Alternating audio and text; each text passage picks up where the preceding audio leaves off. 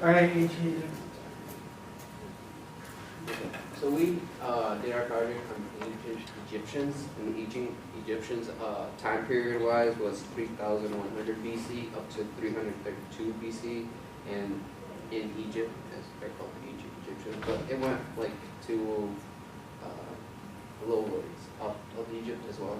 They did their thing. So one thing when people think of ancient Egyptians, well, at least what I think of is mummification, which is basically just mummies. And every Egyptian was entitled to be embalmed and receive a decent burial, unless like you lived a bogus life, like if you're a criminal or something. And the reason for that was because Egyptians believed that death was a temporary interruption rather than the end of life, and the afterlife was an idealized version of life on Earth, where all of life's good things could be enjoyed without having to endure any of its suffering. To gain admittance to this paradise, they must live a good and honorable life by obeying their superiors, assisting and protecting the poor, and showing proper respect for the gods. So like I said, if you're a criminal or if you're a bad guy, you wouldn't get mummified. And then the other reason why mummification was a big thing, the other essential factor for the entry into the afterlife was that the body would be preserved through mummification, so that an aspect of the spirit called the ka could return to it and be sustained. So why is this like still known to this day? Is because, or like why is this so popular? It's because ancient embalmers were so skilled that people mummified for thousands of years still have skin, hair, retinal features such as scars and tattoos because of the process that they did, which is like the time period I was talking about, 3,100 BC, which is just like amazing, just like in the whole medicine aspect of it, all of it. And I'm gonna talk about the process of how it went. The first thing they would do was remove all the organs except for the heart and place them into jars. And these are the 4 different jars where different things would go.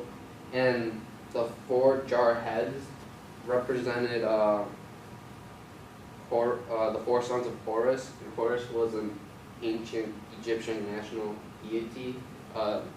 In Egypt, they're like pagan. I think they believed in I think it was like 500 gods and stuff like that.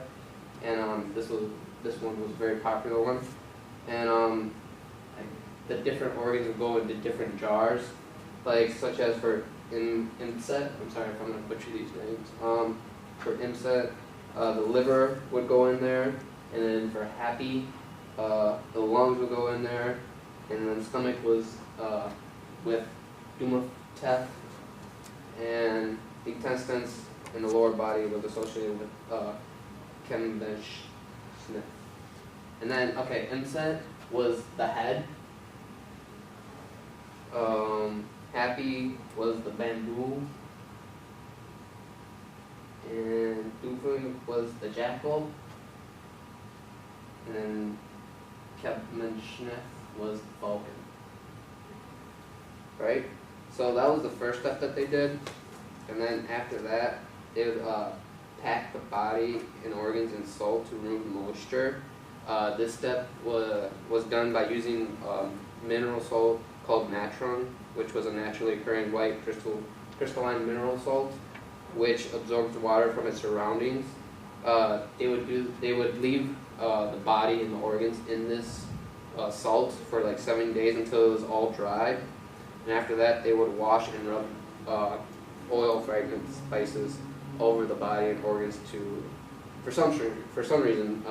They don't really know why. I'm guessing there's some medicinal properties that go with it. But some of the fragrant spices and oils were myrrh, cassia, juniper oil, cedar oil, and stuff like that. And then after that, the inside was packed with cloth before being wrapped in linen. And then once that step was there, the chief embalmer was dressed as a god and would bless the deceased, and priests said prayers to help the dead person on his way into the next world. Finally, the body was wrapped in linen bandages, which were soaked in resin, and magical amulets were placed in the bandages as symbols of power, protection, and rebirth. the body was then returned to the relatives who placed it in a wooden coffin. And then that's another thing I want to talk about. So you get into a wooden coffin, and then if you were rich enough, you'd have sarcophagus, I think is the proper way of saying it. And I guess depending on your wealth or your status would depend on how nice your mummification would go. Like if you were poor, you would get the bare minimum, and if you were, a pharaoh, you would get this plus a pyramid. So it varied on that aspect. And then another thing, when you think of ancient Egyptians, you think of the pyramids. And this one is the Great Pyramid of Khufu. It's the largest masonry structure ever built. Its base measures 756 feet on each side. The 408-foot structure was constructed using over 2.3 million limestone blocks with a total weight of over 58 million tons. This is just a feat, like an engineering feat, just for one, the time period, and two, just like the work. I think when I read it, I think they said that they completed this pyramid in like 30 years, and to move those million limestone blocks, which weighed I think around like 2 tons each one, weighed 2 tons, to quarry them and to just do all that, you need to be good at math, you need to be good at geometry and knowledge of the qualities of the available materials built. And this was 4,500 years ago, and that it still stands today is just one of the amazing engineering feats that ancient Egyptians are known for. And then some more things, they were really far advanced in mathematics, like the symmetry that characterizes this 300-ton statue of Ramses. Ramses, the god, one of the gods, has yet to be explained to modern engineers. Like, while looking up at the constructed piece of art, Don realized that Ramses' nostrils were identically in size and shape and perfectly symmetrical. To bring about this level of complex refinement, the ancient Egyptians had to create a much higher level of manufacturing technology than today's engineers have yet to conceive. So like basically they're saying, to do this, today we use computers and all that jazz to even come close to this, and to our knowledge, ancient Egyptians didn't have this, so they relied basically mostly on math, at least that's our assumption. So to do this, you have to be really, really good at math. And then another one is the Sphinx, which is probably another really popular thing when you think of ancient Egyptians. And that was carved out of a single ridge of limestone, and it remains one of the largest stone statues in the world. Alright, so Egyptian life is very different than American life, but there are some similarities that come along with Egyptian life compared to the American culture. In Egyptian life, Egyptian houses were made of mud, brick, and straw. Ancient Egyptians normally dressed in white linen clothes that provided comfort in the hot, dry climate. Men wore skirts called kilts or robes, and women wore straight-fitting dresses. In ancient Egypt, the father was the head of the household. The woman, however, also had many rights. For example, they could own and inherit property, buy and sell goods, and obtain divorces. And for American life, houses are made of wood. In summer, men dress in cotton shorts and shirts, women wear cotton dresses. In winter, men and women wear snow boots and coats and gloves to keep them warm. Men and women can also be the heads of the household. Some similarities between Egyptian life and American life. Common activities include fishing, sailing, swimming, and then houses were also made of brick. Egyptian inventions that also follow today, they're not exactly the same form of writing, but Egyptians were some of the first people to create their own type of writing, along with the Mesopotamians. Pictogram pictures were used, but now many yearly forms of the symbols of artists wrote. Another invention that was used back then, however, it's not the same. Egyptians devised a solar calendar recording the yearly reappearance of a star in the sky. The calendar was then altered by Ptolemy to have our 365 days plus every 4 years, plus one every 4 years.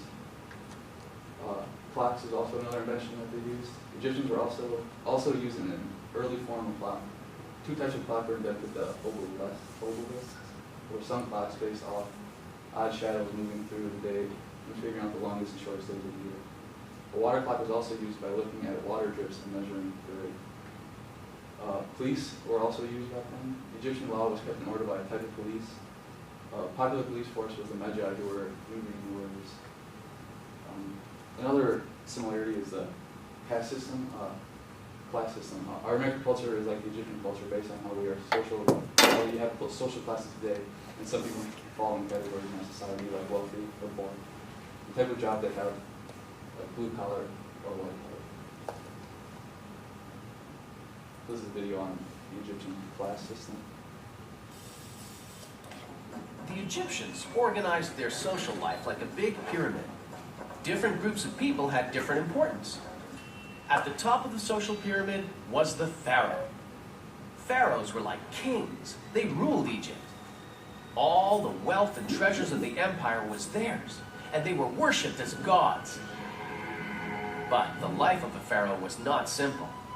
It was the job of the pharaoh to maintain order, control the economy, the laws of nature, the seasons, the flooding of the Nile, the movement of the planets. Whew! That's a lot of work for just one person. Second in importance on the pyramid, after the pharaoh, were the priests. The priests' main activities were serving the gods in each of the temples and performing offerings and rituals. Below the priests were the scribes, whose ability was, well, knowing how to write. Although nowadays we all learn to write as children, in ancient Egypt, only a few privileged people were taught how to write. That gave them a lot of power.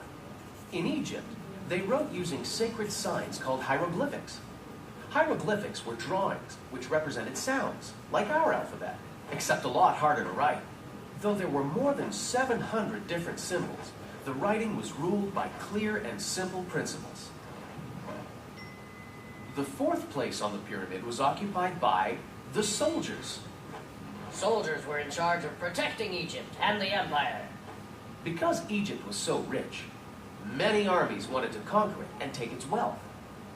After so many encounters and so many battles, the Egyptian army perfected its techniques and became very powerful. Hey guys, now that we're so powerful, let's go attack them! Well, that's a great idea. And so the Egyptian army set out to conquer other territories to the east and to the south. One might think that with so much fighting, in peaceful times the army would rest. But in ancient Egypt, there was always something to be done. Officers, when there were no enemies to confront, were devoted to tasks like digging irrigation canals and transporting blocks of stone to the building sites of the Great Pyramids. Finally, at the bottom of the pyramid were traders and craftsmen.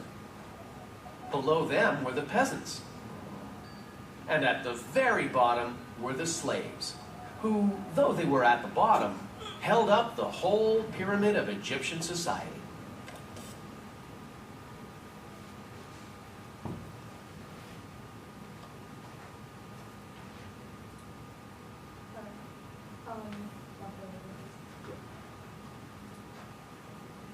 You know what? You don't just wake up to a teacher shortage so bad they call it historic. But while Scott Walker's had plenty of time for politics, he's let our schools fall apart for 8 years, and he's sure not changing now.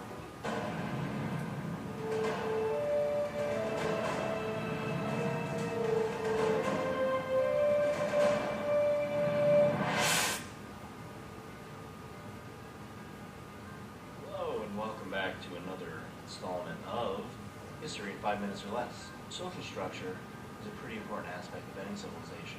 The Encyclopedia Britannica defines it as the distinctive, stable arrangement of institutions whereby human beings in a society interact and live together, blah, blah, blah. Ancient Egypt was no different, because the ancient Egyptians figured out agriculture a long time ago, and society had an opportunity to separate its people into specific classes. I'm going to show you some of these classes of society that lived during the New Kingdom from about 1600 BCE to 1100 BCE. We call these types of social classes a social pyramid because there are few people at the top and many people at the bottom, kind of like a pyramid. We're going to take a peek into the lives of the pharaoh, government officials, priests, scribes, artisans, and peasants. Each level of society in ancient Egypt contributed greatly to the success of the civilization. These societal groupings were fairly rigid, which means there was little chance to move to a higher class. The Egyptians believed that their class system created a well-ordered society where everyone had a role to play in order to contribute to the success of the kingdom. At the top of the pyramid sits the pharaoh. This is the most powerful person in all of ancient Egypt. The pharaoh was the political, religious, and military leader of all the land. Pharaohs lived the life of luxury with large palaces and all the resources of the land because they believed that everything was theirs. Aside from the head honcho in charge, government officials belonged to the highest class of ancient Egypt's social pyramid. Their job was to assist the pharaoh. Government officials usually came from the pharaoh's family. Three of the more important government officials were the vizier, the chief treasurer, and the general of the armies. The vizier was the pharaoh's right-hand man and served as the chief judge of the society. The chief treasurer's main job was to collect the taxes. And the general of the armies advised the pharaoh in matters of war and helped make alliances. Government officials also led lives of luxury and often attended lavish banquets. Priests were right below the government officials on the social pyramid. Priests were also powerful and highly respected. The high priest advised the pharaoh and oversaw all religious ceremonies. Temple priests were in charge of the temples all throughout Egypt. In these temples, the priest's job was to ensure that the god of the temple was taken care of. The priests also played an important role in the burial practices. They oversaw the embalming and mummification process. If these burial practices were not done properly, the dead may not have a good afterlife. Below the priests were the scribes. Scribes were pretty important because they were Egypt's official writers and record keepers. Only men were allowed to be scribes, and they came from all different classes. In order to become a scribe, you must attend scribe school and learn over 700 hieroglyphs. Scribe school was not easy, and beatings were common. Once out of school, scribes held various jobs that required writing. Scribes kept records of grain and food, recorded the government census, kept track of the army's soldiers, and number of enemies killed in battle. Artisans were on the next level down. Artisans were highly skilled laborers who created some of the most beautiful pieces of art in the ancient world. They rarely got the respect they deserved. Artisans generally specialized in a specific craft like carpentry, leatherworking, or sculpting. The most skilled artisans were stone carvers. They are the ones that created all the statues and engravings found around Egypt. Although artisans were the masters of their craft, the upper classes looked at them as common laborers. They were not too respected. Finally, the lowest and largest social class consisted of peasants. These people were the unskilled laborers of Egypt. Peasants grew the crops that supplied food to Egypt. They also helped build monuments during the flooding season. Since the peasants worked all year, they were allowed a reward at the end of the harvest season. They were allowed to gather as much leftover grain and keep it for themselves. Unfortunately, if the farmer's harvest came up short, they would be brutally beaten. So there you have it, a bunch of social classes during the new kingdom of ancient Egypt. Although the classes had a very different daily lives, each class had its own role to play in society. Without these social classes, ancient Egypt could not have risen to an amazing civilization that it had become. Here are some sources and some photo credits.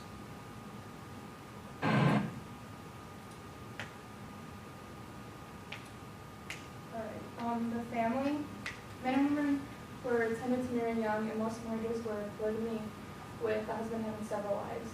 The husband was usually the chief, or husband usually had a chief wife who was considered higher than the other ones. Children were a very important part of the family unit. They were considered to be a blessing from the gods. Role of women. Women were not treated as second-class citizens in ancient Egypt. In fact, they were treated as equal to men.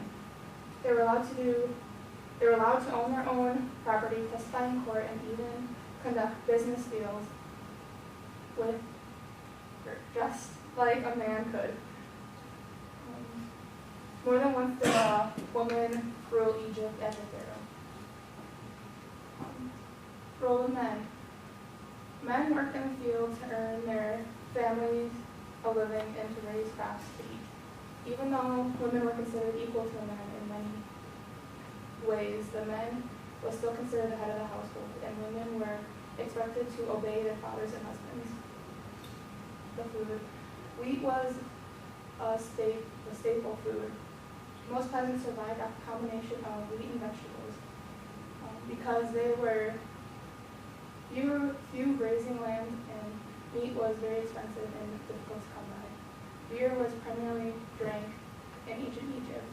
It was brewed from barley, much like today. There was also wine, but the pharaohs and the head of the social class got that. Shelter. The primary shelter forms in ancient Egypt were adobes, or simply made out of bricks and some dry mud. The windows of the adobes were covered with mats to keep the flies and other insects out of the home, and the homes are filled with decorations much like we have today. Religion was big for them. The religion was filled with rituals and other special practices and ceremonies, and many temples were built in honor of specific gods and goddesses. Culture. The ancient Egyptians' culture consisted of much entertainment. According to the paintings and drawings found, Egyptians engaged in everything from fishing to river boating on the Nile. And with them, there was also hunting crocodiles and hippopotamuses, swimming, and playing boat games. The fashion, they wore clothes made out of linen and tight and cool material, and pieces draped over or around the bodies. Other items were sandals made from leather and plant fibers and headdresses, often associated with the gods and pharaohs.